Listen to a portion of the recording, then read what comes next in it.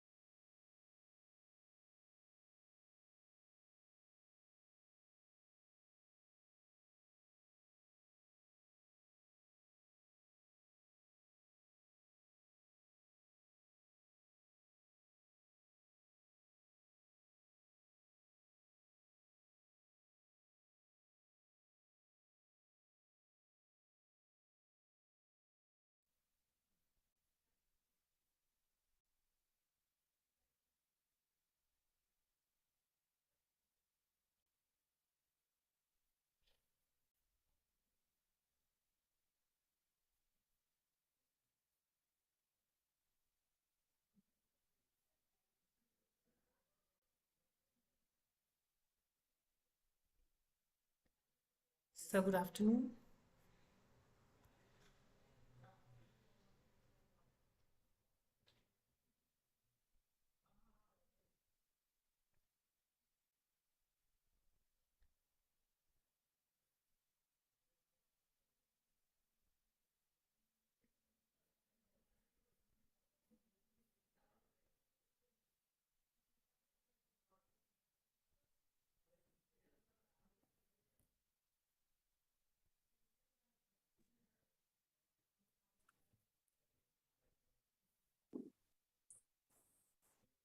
A very good afternoon, sir. Yeah, good afternoon. Yes, sir. Good afternoon, sir. Sir, with your permission, can we begin with today's session?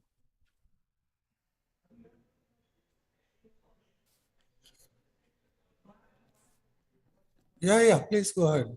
So today, Dr. Devanshu Srivastava will be moderating the session. Yes, Devanshu, sorry, sir. Good afternoon, all the participants, and I welcome everybody to day 8 of this 15 days online refresher course organized by Jagran Lake City University, Bhopal, Android Pinel Group, Prayagraj, in collaboration with GAD TLC uh, under the Ministry of Education, Government of India. And it's a very fortunate day today to have Professor V. Vijay Kumar sir with us to address the participants. And without taking a Rohit. second move, I'd like to, sir, without taking a second पर move, कुछ I काम नहीं कर रहा है introduce ठीक से today's speaker. Professor V. Vijay Kumar sir is an education administrator. He was a professor in National Law School of India University and is presently the Vice Chancellor of National Law Institute University, Bhopal. He is also serving as the president of the CLAD Consortium. He is the former Vice Chancellor, Dr. Ambedkar Law University, Chennai. He is a distinguished visitor of various universities. He suggested many changes for the improvement of legal education in India. His areas of specialization include constitutional law, administrative law, human rights law, law of elections, refugee and humanitarian law. He held the UNHCR chair on refugee law and has keen interest in the IT administration and infrastructure. He is in the board of the several national law schools, steering various policy issues. He is the member of the Academic Council of National Law University, Delhi. He has published more than 47 articles in national and international journals and has contributed to a couple of books as well. He was the chairman undergraduate council between 1997 and 1999 and of the postgraduate council between 2003 and 2005 at NLSI. He was awarded the He was a visiting scholar at the York University, Toronto, Canada, at its Center for Refugee Studies during 2000 to 2003, and was exchange visitor at the National University of Singapore during November 2004 to February 2005 under the Asian Law Institute program. He visited USA in 1988 under the International Visitors Program of USIS on the Living Constitution. Representing the law school, he was a member of the Board of Governors of the Asian Law Institute located in Singapore National University till 2009. He was conferred the Amity Academic Excellence Award during February 2011 by the Amity International Business School of the Amity University in Noida. For the best performance in respect of the Youth Red Cross movement, he received an award from the Indian Red Cross Society, Tamil Nadu branch, on the World Red Cross Day in 2012. Again, the same Indian Red Cross Society presented the Best Vice Chancellor Award 2011-12 at the 63rd Anniversary of Geneva Conventions Day on August 23, 2012. Without much ado, I now invite Professor Vijay Kumar sir to please address the gathering. Before we start with sir's address, it's my duty as an organizing secretary for this refresher course to inform sir as well that we have more than 160 participants from across 26 states of our country. Over to you, Vijay sir.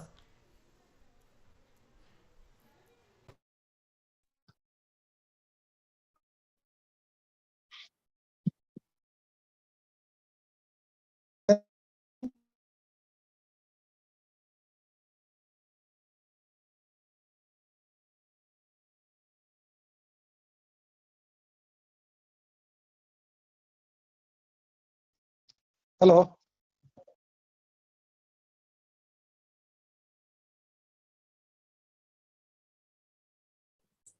Sir, I guess Hello. there with issues. Hello, can you hear me? Yes, sir, we can hear you, sir.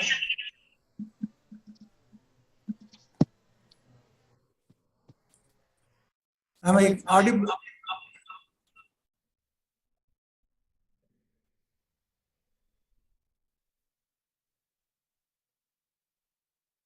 Hello. Yes, sir, you're audible.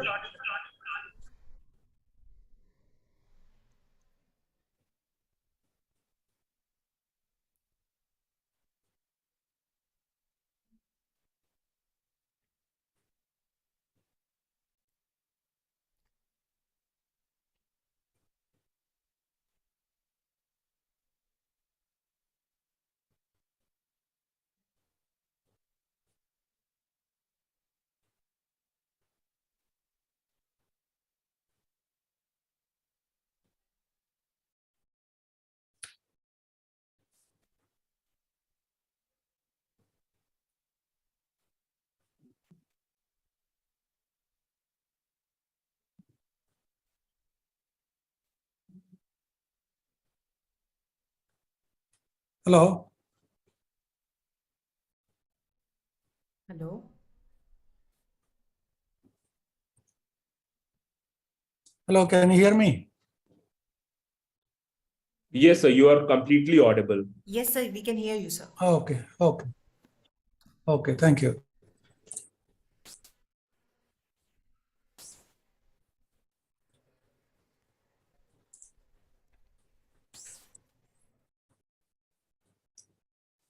कहाँ गया?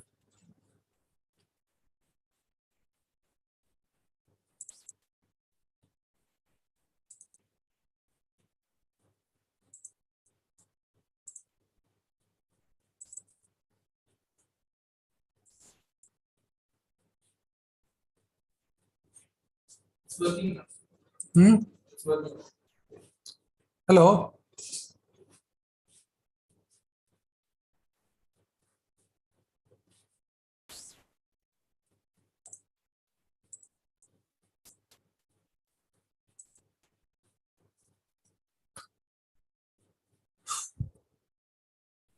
Hello, can you hear me?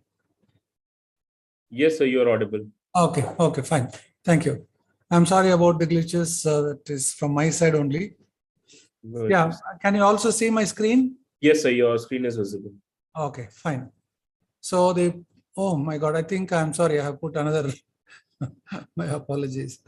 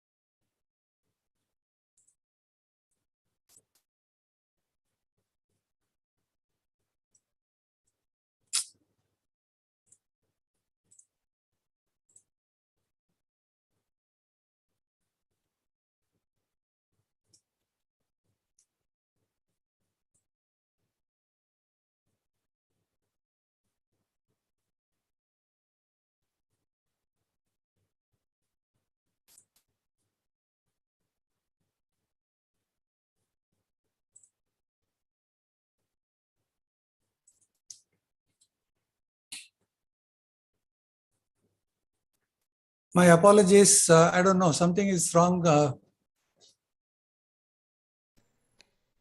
Come.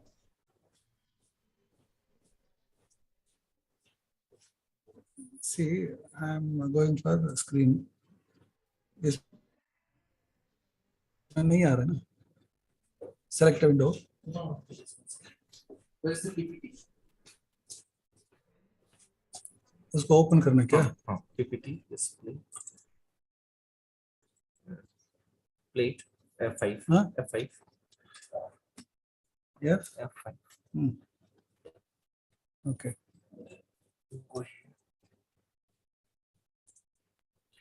Screen. See screen. See the screen. This one. Okay. It's perfectly visible, sir. Okay. Thank you. I'm sorry. There is something which is going wrong here. I'm clicking on something else is coming up. My apologies. Right. Good afternoon, everyone. Without much ado, let me just begin. The presentation that I have today is about the National Education Policy 2020 and legal education. I have not put anything else because whether there is any status of legal education, I don't know. But something is going on, and this is what I would like to present to you, right? Okay, having said that,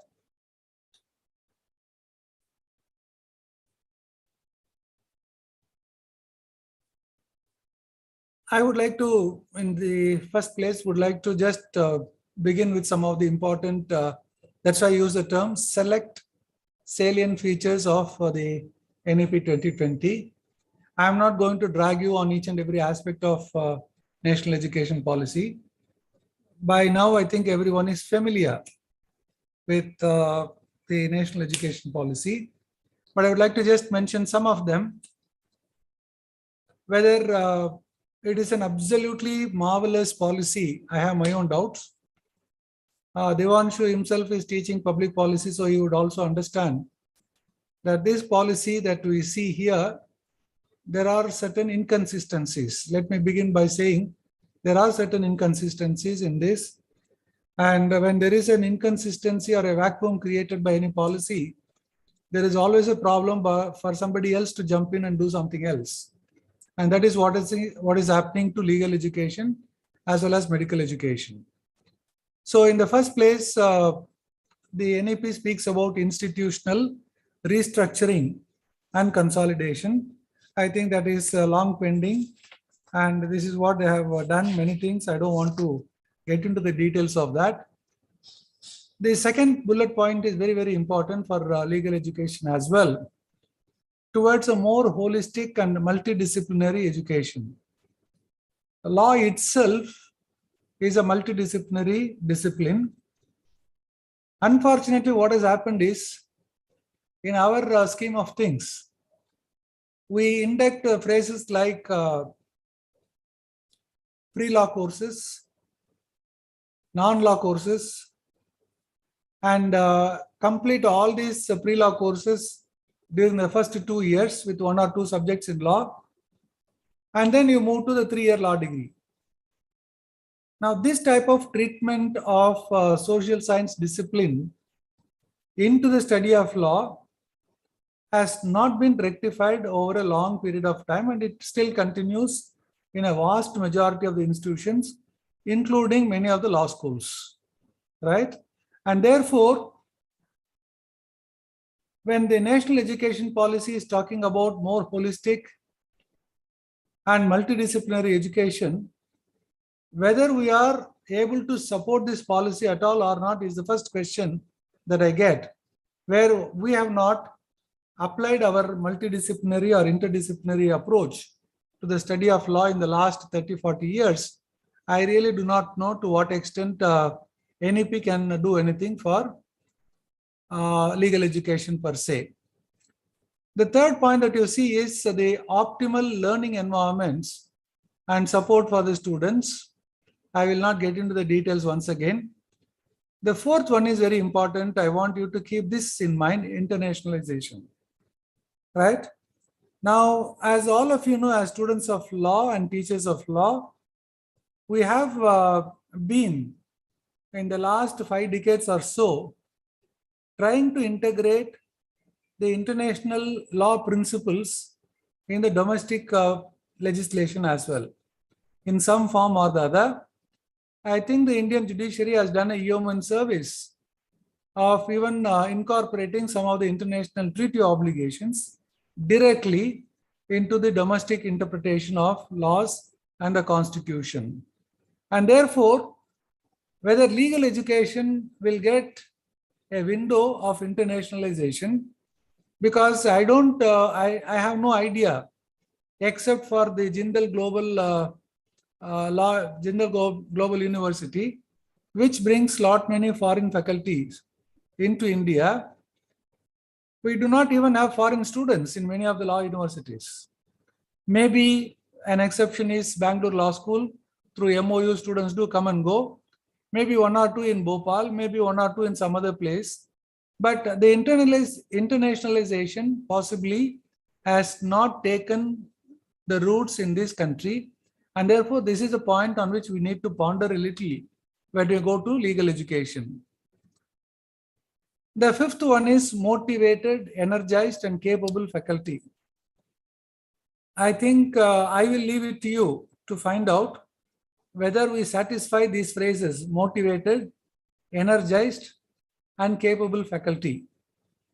And when we are not, possibly some of the training programs like the faculty development program here and there, but that is not the training, that is not the motivation, and that will certainly not provide the energy that is required to translate me into something called as capable faculty.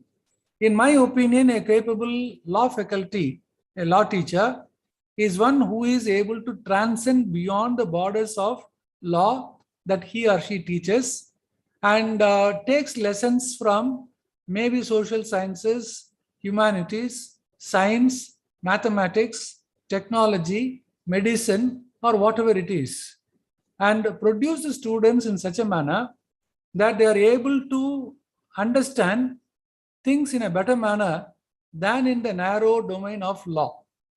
And if we fail to do it, I think the faculty members will be running like the blinkers or the blinds on the horses, right? They can't see anywhere except what is there in front. And I think that needs to be removed. And the capable faculty possibly would be, in my opinion, post NEP scenario, that a faculty who is able to integrate more and more disciplines in the study of law. And therefore, in my opinion, my feeling, law is all encompassing today. Thanks to the globalization process that we have embraced in 1991, today law is occupying every field, and therefore we need to understand the other fields which are very, very relevant for us to understand the field of law itself. Then comes catalyzing quality academic research in all fields through a national research foundation. And we don't have any such research foundation in the field of law. And I don't know how much we do publish in the field of law. I really do not know. I will leave it to you. You are the best judges. You know where you stand. One among the pathetic situation in the field of legal education is the inability of the teachers to publish the standard requisite publications in numbers and in quality, right? Both are absent. And therefore, you can see that this domain has been taken over by the students, and the students start publishing for the sake of the university, and the teachers have taken the back seat, which is a sorry state of affair, but I will not elaborate more on this. Then comes transforming the regulatory system of higher education.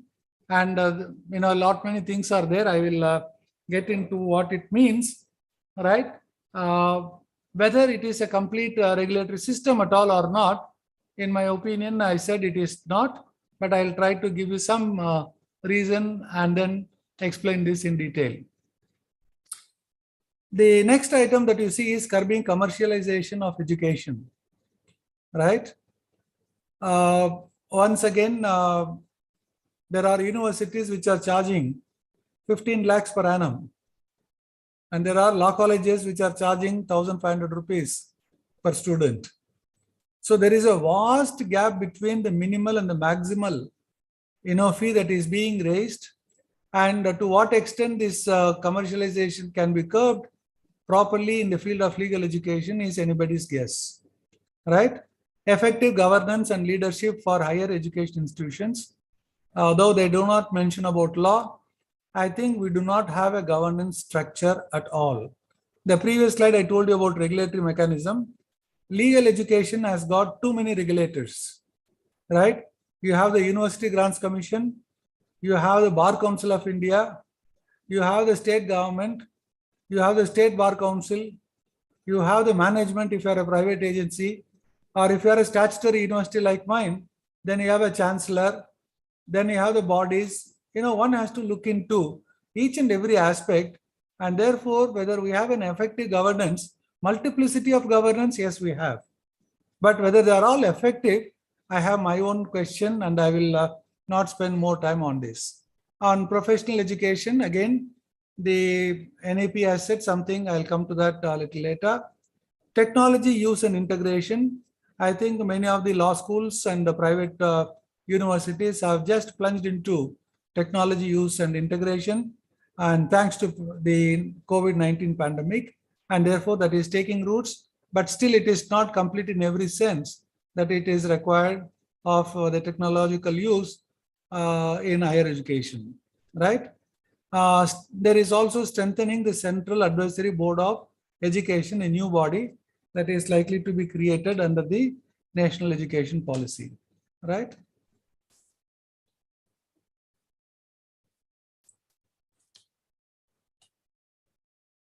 Okay. I would like to start with this statement of NEP, which you can see on the screen, right? It is paragraph 18.3. The first article of HECI, Higher Education Commission of India, Council of India, will be the National Higher Education Regulatory Council. It will function as the common single point regulator for the higher education sector, including teacher education and excluding medical and legal education. This is the point you have to carefully look into. The starting point of the sentence says it will work as a common single point regulator, but exempts legal and medical education. And once you exempt them, if they have their own regulators, they will be independent regulators apart from the regulator for the higher education. So therefore, the complications will arise. Sooner they try to implement this through what you call it as a piece of legislation. And without legislation, my sincere feeling is through the orders given by the UGC and the Ministry of Education, I really do not know whether how many of these things can be translated into action. And therefore, it will function as a common single point regulator is inconsistent with the exclusion of medical and legal education, right? And then see what is following, thus eliminating the duplication as well as disjunction of regulatory efforts by multiple regulatory agencies that exist at the current time. Now, if you read it carefully, these two lines, that they exempt or they exclude medical and legal education, but still say they want to create one super regulator over and above everyone, but we will not bother much about legal education or medical education, and we wanted to avoid multiple regulatory agencies. I really do not know. There is something inconsistent in this paragraph writ large, right? I have spoken to Mr. Kasturi Rangan on this issue as well, that why did they exclude this legal education, medical education? And slowly they are also getting convinced about the need for bringing everyone together under one umbrella, right? So the last sentence in this paragraph also says, it will require a relook and repealing of existing acts and restructuring of various existing regulatory bodies to enable this single point regulation, right? I don't know what do they mean by single point regulation. It will ultimately result in 3-point regulation. And the moment there is a 3-point regulation, I am not a boss and you are not my servant. That type of attitude will certainly begin to emerge among these three bodies. 18.7 is very important. You just see this.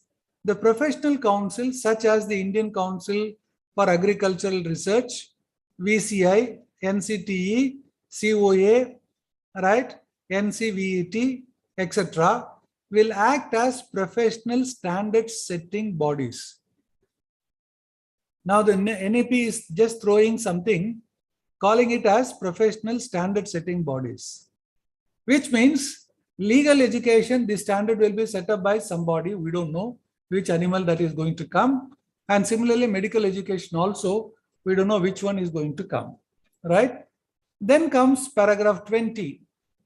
The preparation of professionals must involve in education in the ethic and importance of public purpose and education in the discipline, so on and so forth. So they say everything, right? 20.2 is much more important. I'm not reading it because all of you must have read it at least once. Only when there is an interpretation, my comments coming in, I'm just saying a few words. 20.2 says professional education thus becomes an integral part of overall higher education system. You just imagine, law and medicine, there can be integration in some form or the other, right? Law and technology, there may be some integration, but such integration possibly will not take place because the second sentence here says standalone agricultural universities, legal universities, health science universities, technical universities, and standalone institutions in other fields shall aim to become multidisciplinary institutions offering holistic and multidisciplinary education. Right? Now, they have to become, the second sentence says, all institutions offering either professional or general education will aim to organically evolve into institutions or clusters offering both seamlessly and in an integral manner before 2030. We are already in 2022. We have left with 8 more years. Still the confusion is not cleared. If all institutions, it also says legal universities, shall become multidisciplinary universities, the moment, this is the gravest inconsistency that I see. Assuming that NLIU Bhopal, right, would like to become a multidisciplinary university. So I have something called a cyber security course.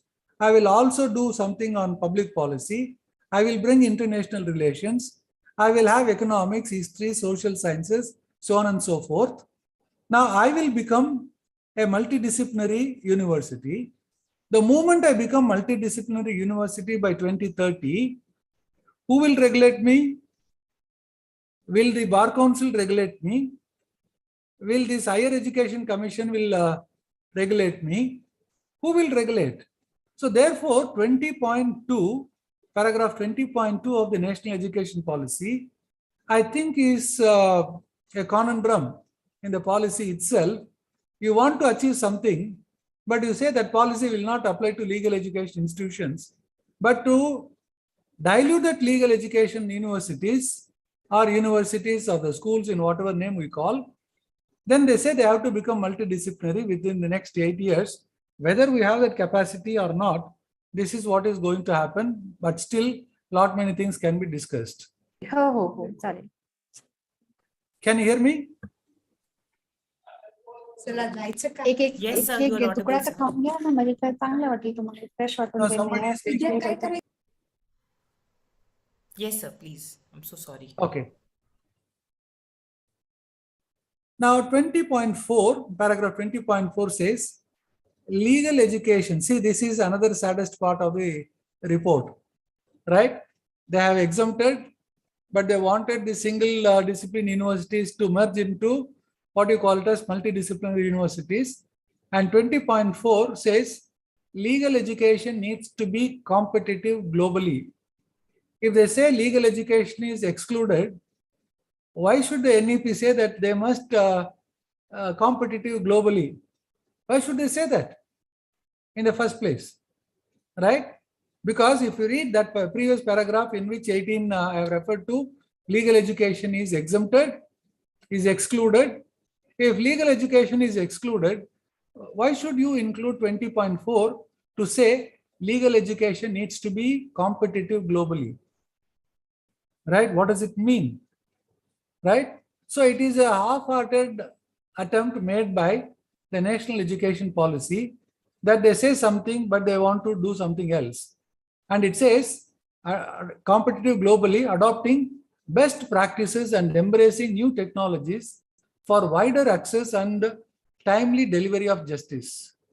At the same time, it must be informed and illuminated with constitutional values of justice, social, economic, and political, etc., etc. It goes on. I will not get into that. The curricula for legal studies must reflect socio-cultural context along with an evidence-based manner, history of legal thinking, principles, so on and so forth. So finally, the last sentence in that, it says, state institutions offering law education must consider offering bilingual education for future lawyers and judges in English and in the language of the state in which the institution is situated. On one side, the policy says it has excluded legal education. On the other side, it says it must be competitive globally. It must have bilingual education. Curricula should do this. Access should have this.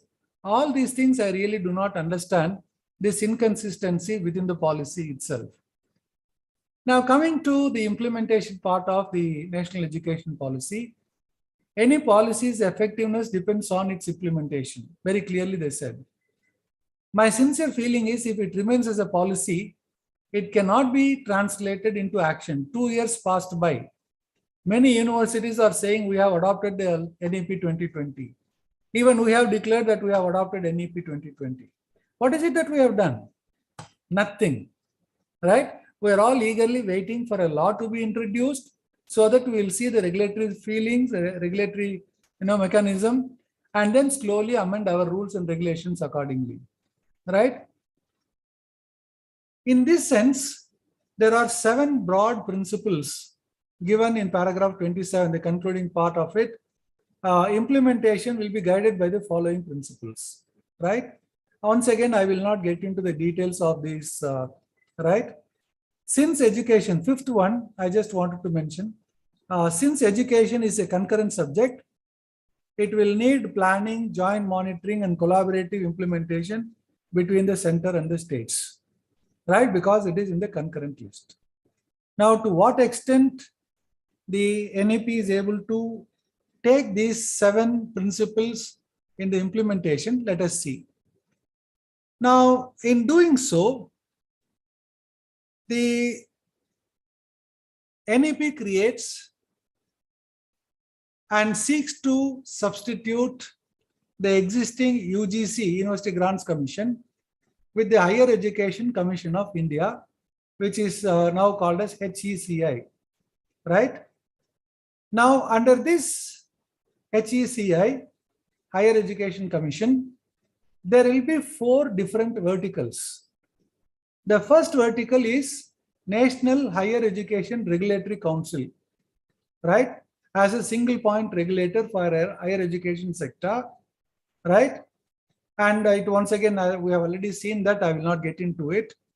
Then followed by that, the second vertical is the National Accreditation Council.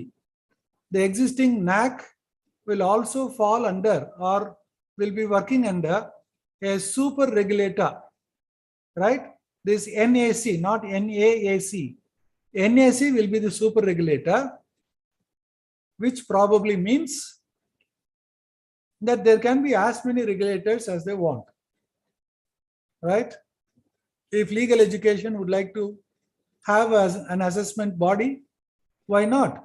If medical education wants it, why not? But all those bodies will come under National Accreditation Council, one single body, which will, be based on norms, public self-disclosure, good governance and outcomes, and it will be carried out by an independent ecosystem of accrediting institutions, supervised and overseen by NAC, right? If we have our own regulator, let us presume that Bar Council itself is trying to regulate us, right? And will it be a regulatory body or accreditation body, or will we fall under NAC or some other agency? We are not very clear. If we are not clear, if we are excluded, how can the National Accreditation Council supervise the other 2 branches, law and medicine, still remains as a big question mark. Then comes the third one, Higher Education Grants Council, which possibly will do part of the work done by the University Grants Commission in providing funds to the institutions depending upon the performance, so on and so forth. I will not get into it. And finally, there will be the 4th vertical called as General Education Council, and this is very important, will frame expected learning outcomes for higher education programs, also referred to as graduate attributes, right?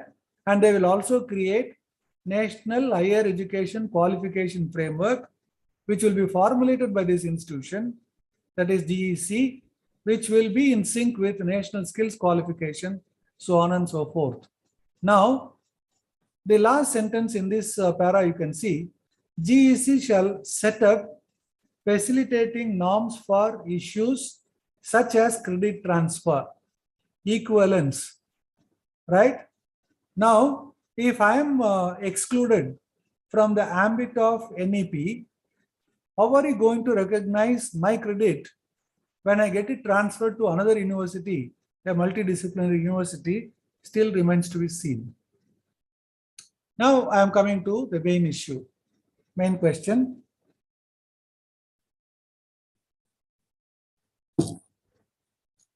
The questions, I am not taking medical education, that is not my interest. Now I have started saying both legal and medical education. From now on, I will speak only about legal education. If legal education is exempted from the application of NEP, then who would occupy this field? Is a question that I raised in the first few minutes itself, right? Now, to respond to that, we need to understand the constitutional framework for this purpose. Schedule 7, right, provides list 1, 2, and 3, which I think everyone knows about it. Entry 63 says institutions, right, known at the commencement of this constitution, right, Delhi University, right, etc., and other institution declared by Parliament by law to be an institution of national importance. That is under entry 63. 64, institutions for scientific and technical education financed by the Government of India, wholly or in part and declared by Parliament by law to be institutions of national importance. 65, I wanted to carefully read this entry.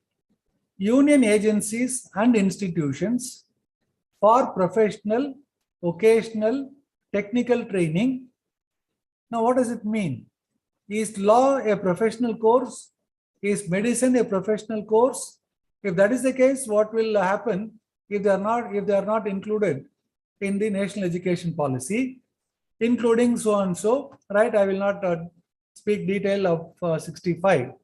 And what is more important is entry 66. Coordination and determination of standards in institutions for higher education or research and scientific and technical institutions. Now, we are seeing only part of the entries, right? But the first part of this entry is very crucial for our understanding. That is, first part of entry 66. Coordination and determination of standards in institutions for higher education or research and scientific and technical institutions, right? Only the Parliament has the power to enact a law, and in my opinion, can they exclude law and medicine from the coordination and determination of standards and leave it to themselves? Assuming that it is possible, then why not agriculture? Why not technical universities? Why not other institutions also come out of the NEP over a period of time? Because that is also violative of Article 14. You are not treating these institutions equally under one banner, right? Then comes list 2, right?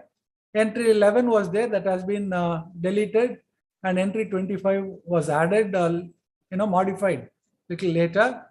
Accordingly, I'll just straight away go to the second bullet point in this. Entry 25 of list 3, it says education including. I would like to emphasize on including. Education including technical education, medical education, and universities subject to the provisions of 63, 64, 65, and 66 of list 1. So whatever we have seen earlier, right? Any other law made by the center or by the state, ultimately they have to culminate in entries 63, 64, 65, and 66. In this regard, it is interesting to note that the presence of entry 26 of list 3 of the concurrent list that provides for legal, medical, and other professions. Now, please, as we are all students of law, I wanted to spend a couple of minutes on this. Look at entry 25. It says education including, right? Legal education is not mentioned, but medical education is mentioned and universities is mentioned. So any university, including law university, will also fall under entry 25 of list 3. If that is the case, list 3, entry 26, speaks about legal, medical, and other professions. Now, what is it so? Even if they have mentioned, what is the problem? The problem is not the problem. The answer is there in this problem. What is it? It is submitted that these two entries, 25 and 26 of list 3 of the concurrent list, clearly distinguishes the professional legal education and that of profession, right? Therefore, the Advocates Act 1961 seeks to regulate the profession, and it cannot certainly regulate the professional legal education, which falls under another entry. And assuming that it is possible, ultimately it has to culminate under entry 66 of list 1, which will maintain one single standard, right? Now, in this regard, I just wanted to bring certain important points for your appreciation and understanding. The 184th report of the Law Commission of India, right? From the summary of recommendations, right? It says there are some of them, I'm not taking all of them.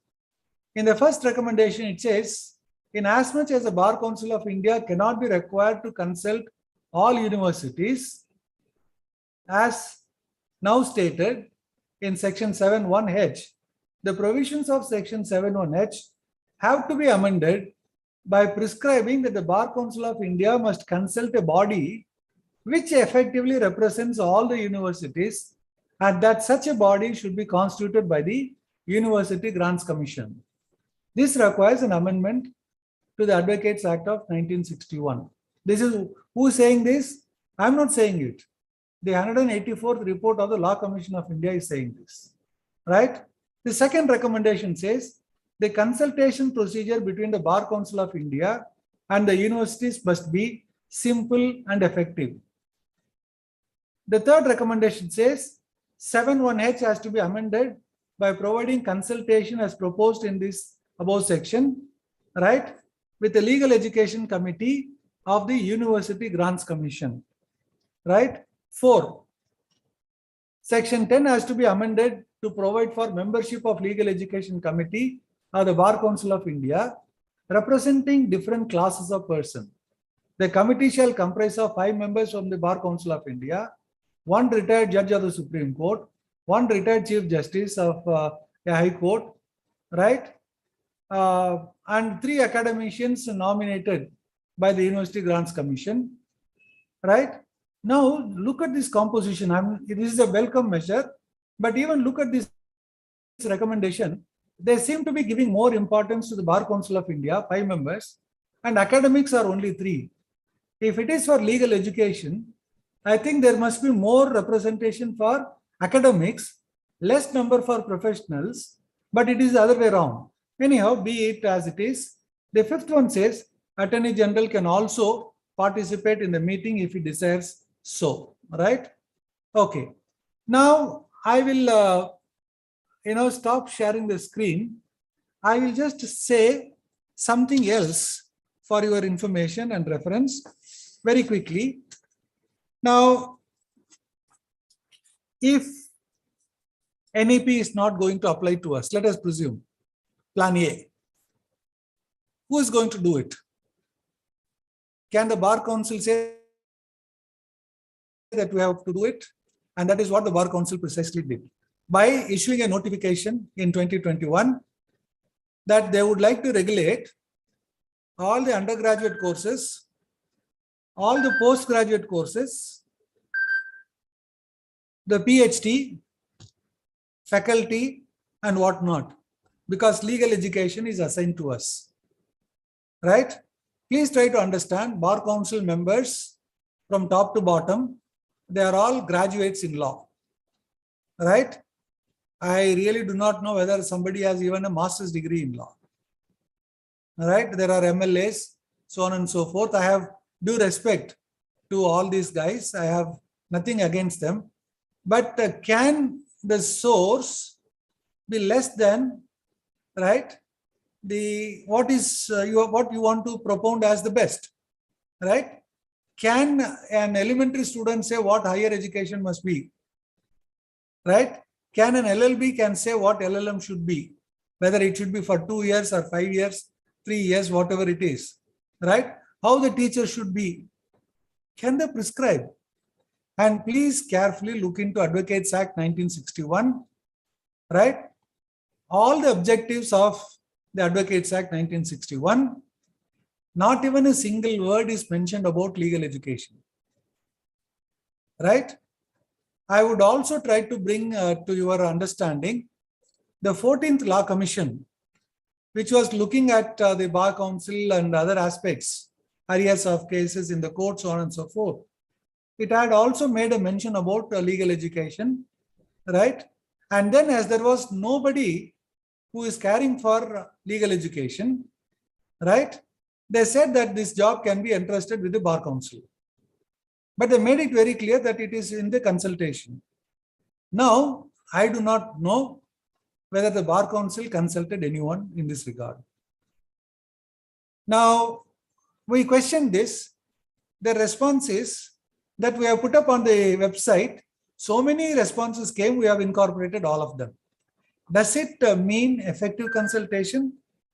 I just leave it to you for decide. And this is the way in which things will go if the Bar Council is allowed to regulate. And immediately we challenged it. I was at that particular point of time the president of the consortium of law schools. I could not take it anymore. So we represented the matter before the Supreme Court. We went to the court. Bar Council is saying that LLM should be 2 years, right? So on and so forth. And ultimately, the Bar Council was also represented by the advocate, senior advocate Tanka. And then finally, they agreed that they will not, invoke this for some time. If you find time, please download that notification of the Bar Council of India, right? In those 7 pages, I could find at least 200 mistakes, right? Construction of sentence, spelling mistakes, inconsistencies within one paragraph and the other paragraph, right? I have marked all of them and showed it to Manan Kumar Mishra, right? And when they cannot even write 7 pages, they will regulate research in law.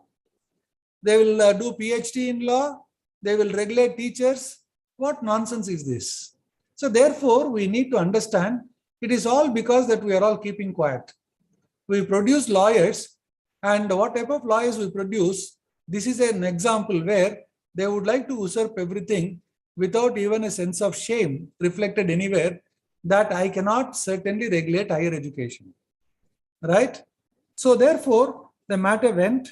I would like to just, it is not new. What we are saying is not new. Way back in 1932, Dr. Ambedkar very clearly made a mention about the constitution of a legal education council, right? And that itself is mentioned in the 14th report of the Law Commission. That is how I got to know about it. I was reading the report. It very clearly brings in the statement that Ambedkar wanted a legal education council, right? Assuming that it is for the state of Maharashtra, every state will have its own legal education council. As education is in the concurrent list, there can be one federal, right? Or overarching legal education council at the top. Why not? Right? So it is not new that in the 21st century we are demanding for a legal education council, but it was made by no other person than Dr. Ambedkar himself that legal education council must be established.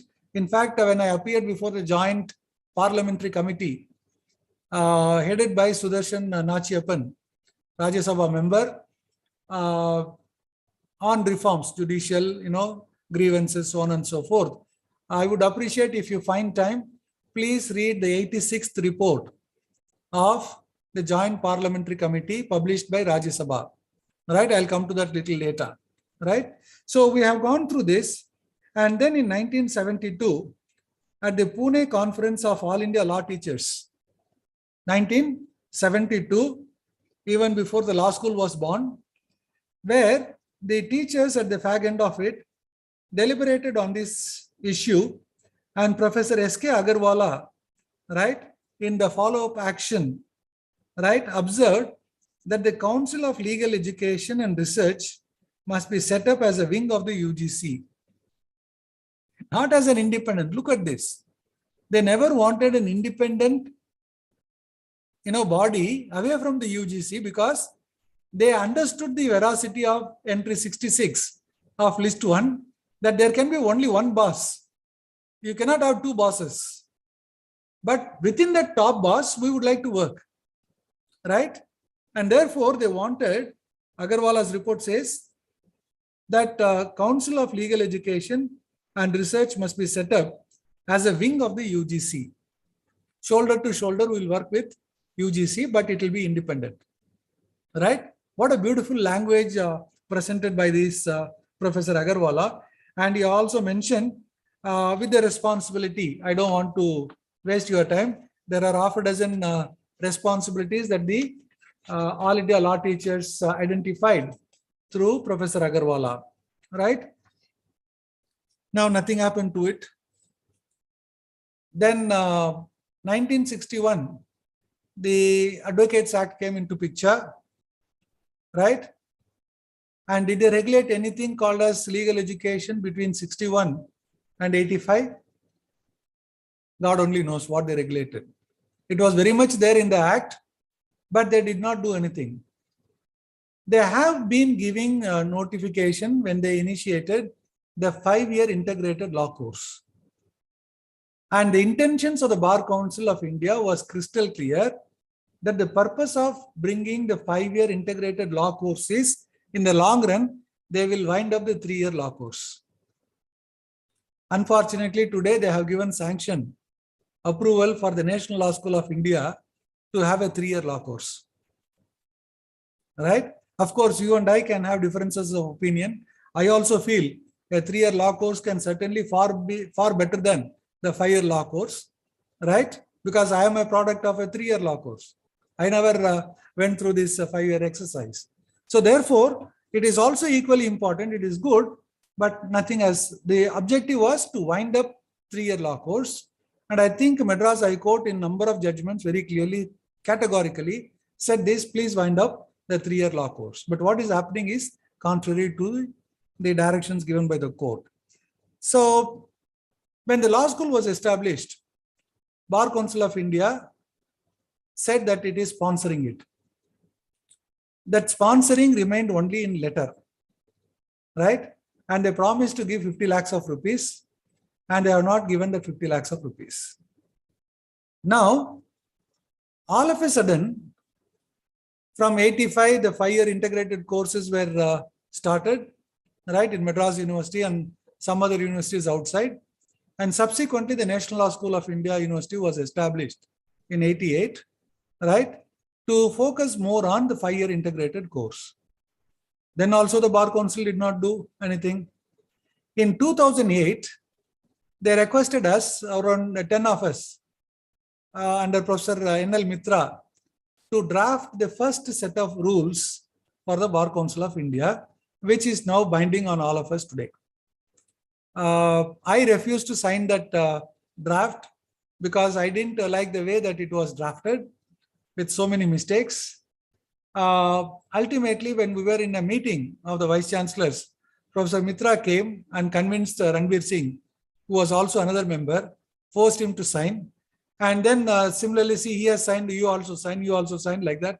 He got our signatures, but it is certainly not a word was written by any of the lawyers, any of the members of the Bar Council of India, I can tell it to the whole world because I have all the communications, all the things that we have done, all the corrections we have made, we have kept all the copies as they are. So when they are not there, today they use these rules for inspection, right? Affiliation, then it is for 2 years. It is not an institution, it is course wise. If you have BLLB, one affiliation, BSc LLB, one more, BCom LLB, third one. For everything, you have to pay multiplicity of fees. And if you don't do it for years, we can impose a fine running to lakhs of rupees. I think if you don't question them, the regulator will become a monster, right? I do not know whether any such education is being run the way that it is being done. And therefore, we started raising this issue before various fora. And then finally, we were successful in bringing a working draft bill in the Ministry of Law and Justice when Mr. Veerappa Moily was the law minister.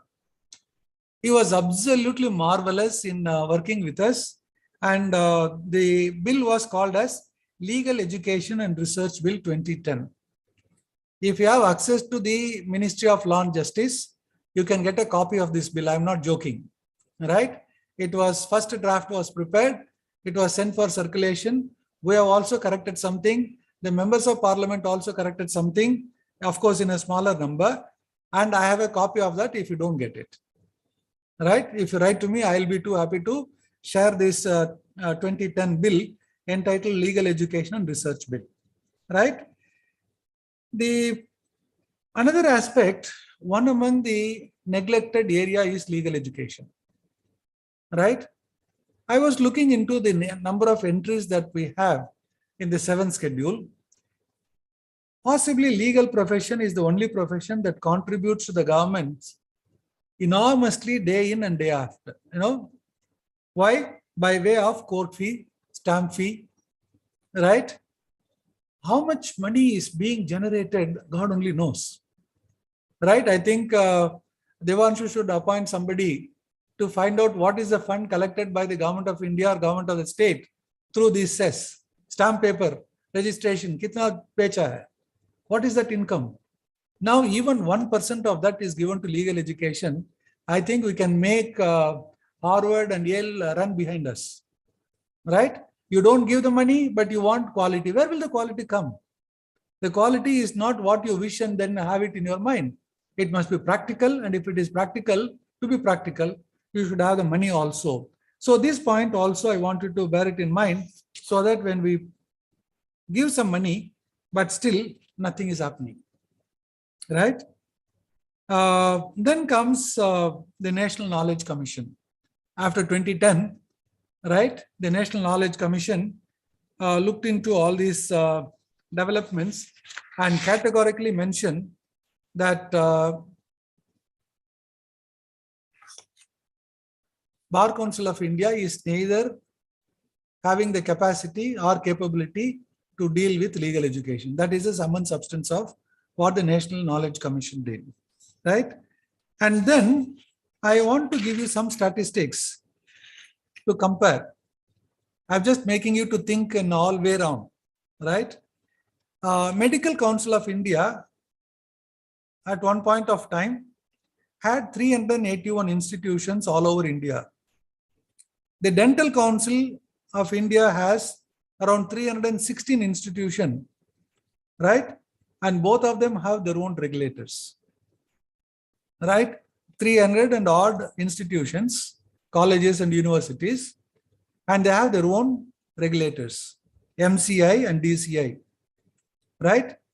In the field of law, there are 1,750 plus institutions in this country.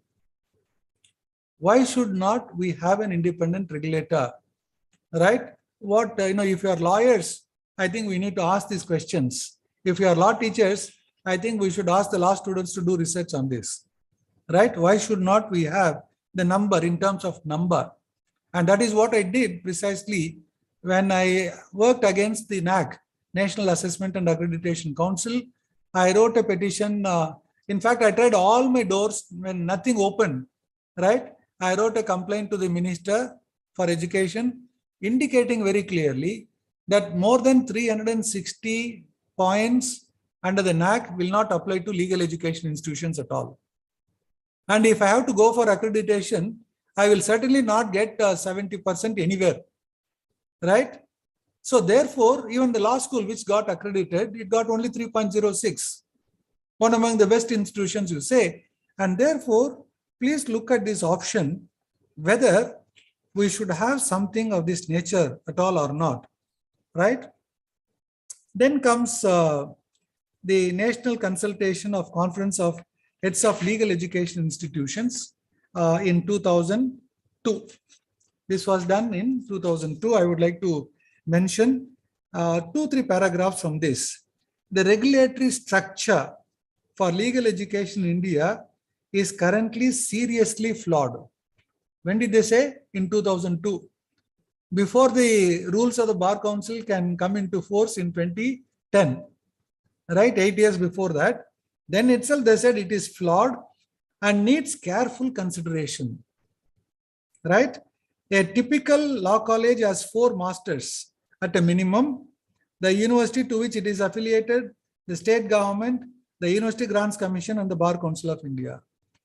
These 4 agencies have varying mandates, interest and constituencies and do not provide coherent guidance for the improvement of legal education in the country.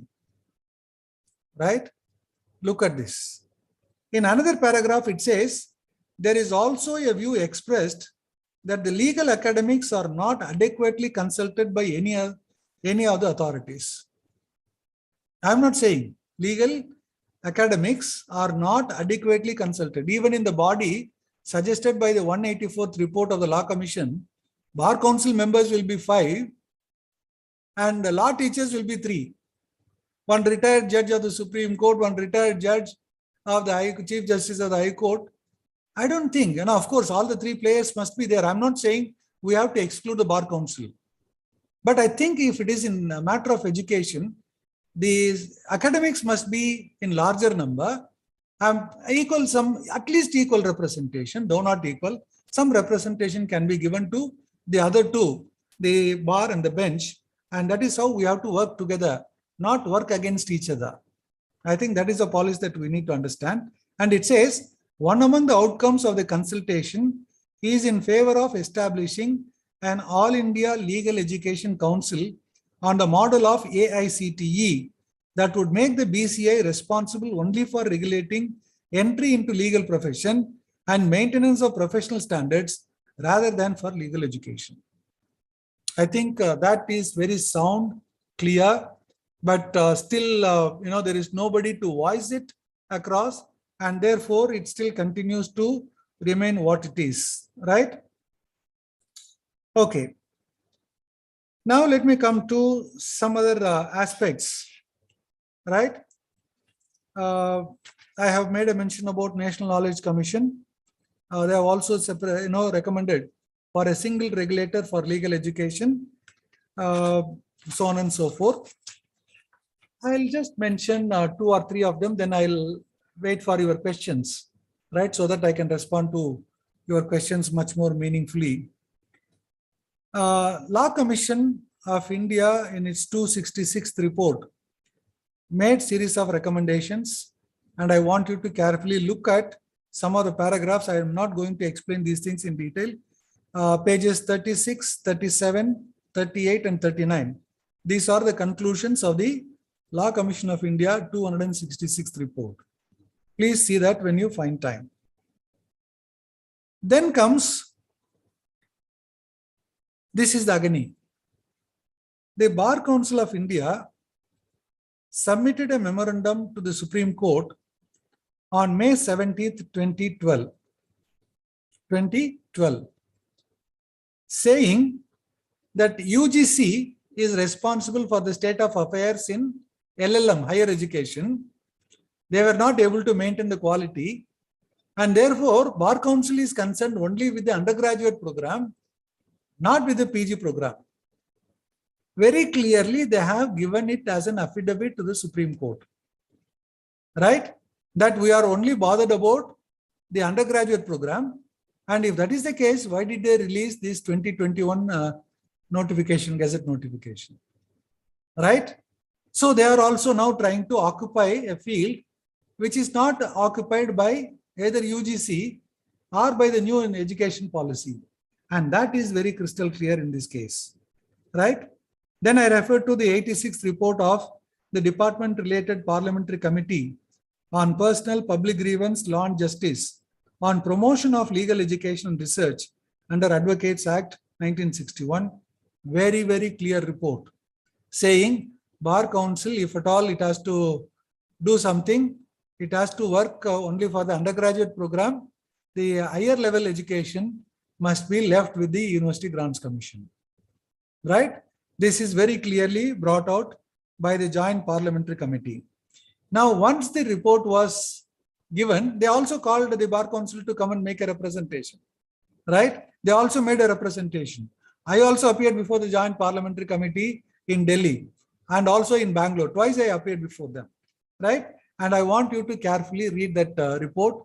Very, very crystal clear that Bar Council has no business as far as higher education is concerned. That is best left to the University Grants Commission. Right?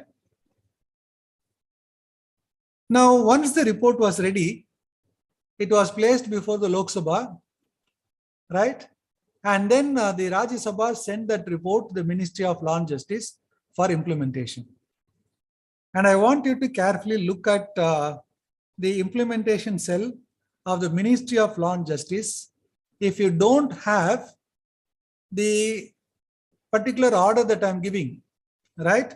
It was dated 5th August 2016, right? 5th August 2016.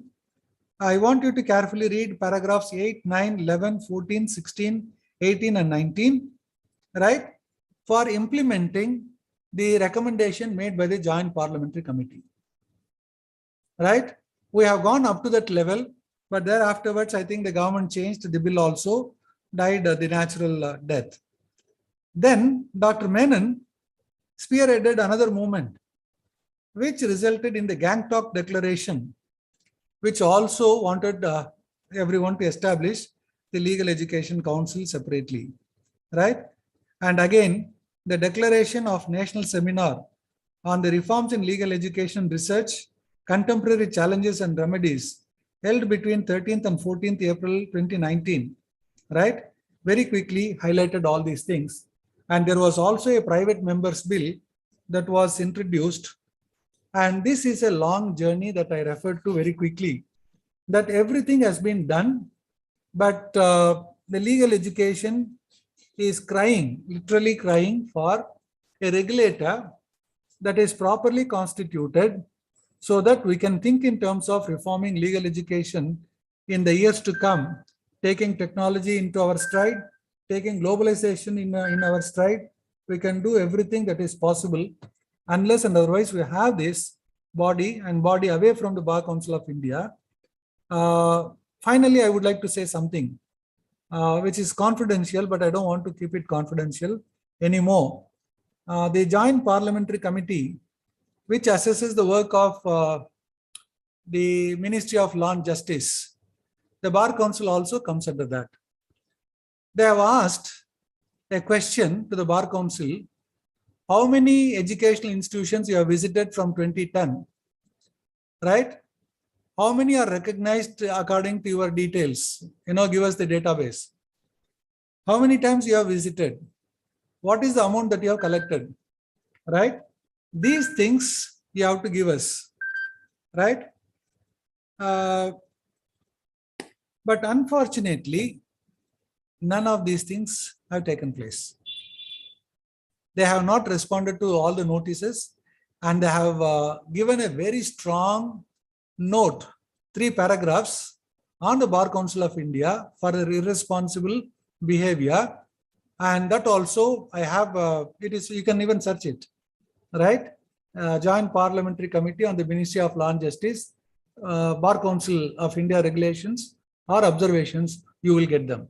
Now, with all these things, I think as teachers, you are equally one among the stakeholders, not necessarily the students, right? we have an obligation, we have to work towards at the fag end of this, right, your faculty development program, you also pass a resolution that the NAP is wrong in excluding legal education, medical education from its ambit. Number two, Bar Council cannot regulate higher education, right? There is a tussle, and therefore we request the union government to, pass a resolution. Whatever it is worth, let it go to the Minister for Education, right? If every one of us do this, possibly there is, you may see a light at the end of the tunnel, right? Otherwise, I think we'll continue to suffer like this. Time has come that we have to wake up and then do something. I'll stop here, and the next 10 minutes, I'll just give it for, interaction, whatever questions you have. Otherwise, I can go on, speak for hours together on this. Thank you so much, sir. And I guess those insights are the more towards what the practical side and the journey with and the rich experience that you bring, both being in the law schools and as the first line also read, that it's more towards of an education administrator that you are. So thank you so much, sir. I now open the forum for the participants to raise in some questions. If in case we are unable to unmute yourself, please raise your hand or type your question in the chat box. So we have one question from Sukumar Pal, sir. Can you put some more thought on the changes in the legal education after NEP 2020? Yeah, I don't see anything because NEP itself has not implemented, in any manner because the law is yet to be. I would like to just mention this. I was in a committee constituted by the UGC to implement NEP, right, on two issues, regulations and governance, right? There were about 8 members. I asked in the first meeting, I asked them, sir, when you don't have a bill that is being introduced, on what basis will you think in terms of organization and also regulation, right? They said, no, you are an expert in law, so you have to do something. So I had to go back to the 2010 bill and 2018 bill, collected some information from that, and then tried to prevent something, right? But, whether any education, legal education will be impacted, I have my own doubt. Please wait. I am waiting for the bill to be introduced so that I'll get a copy.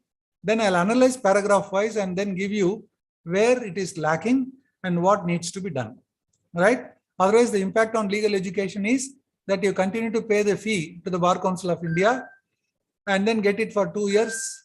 Again, inspection. Without inspection, they will give you permission. Now they have learned something, online inspection, right?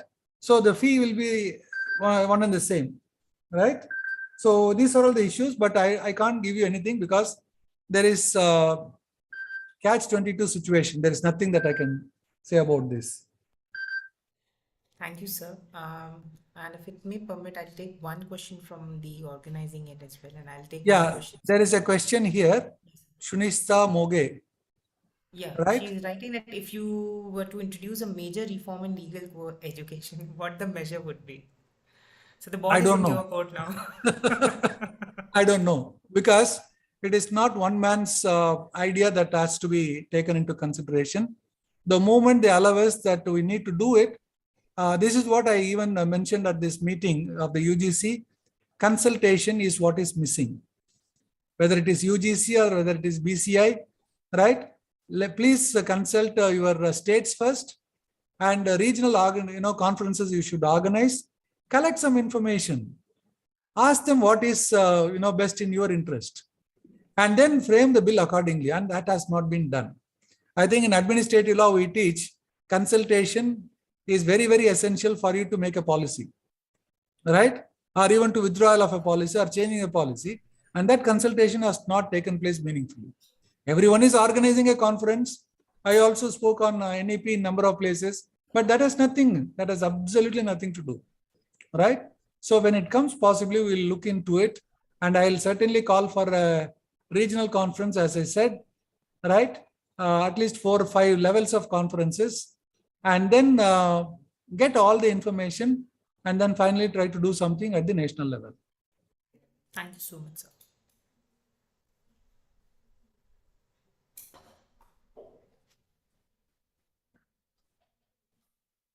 Any other question by any other participant?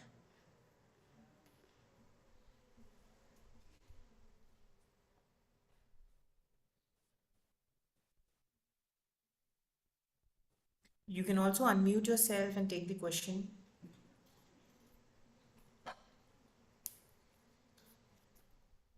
Sir, I guess this would be this was the last question that we had.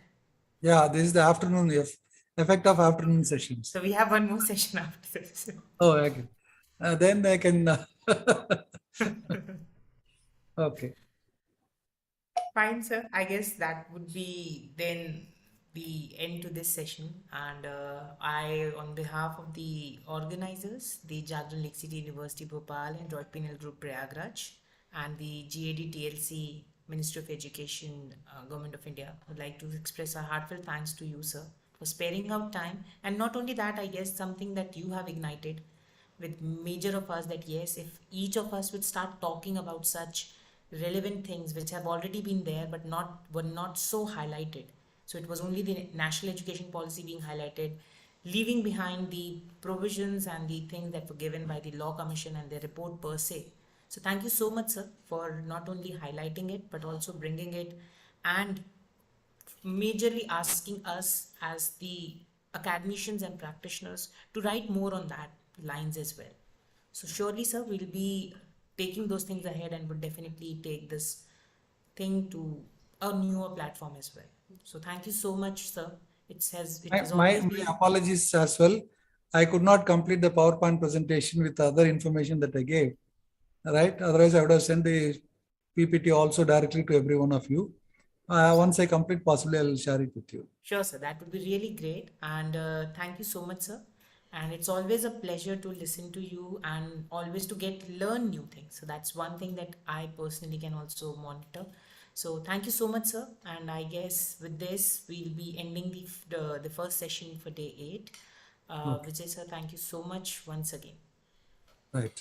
Can I leave? Yes, sir, please.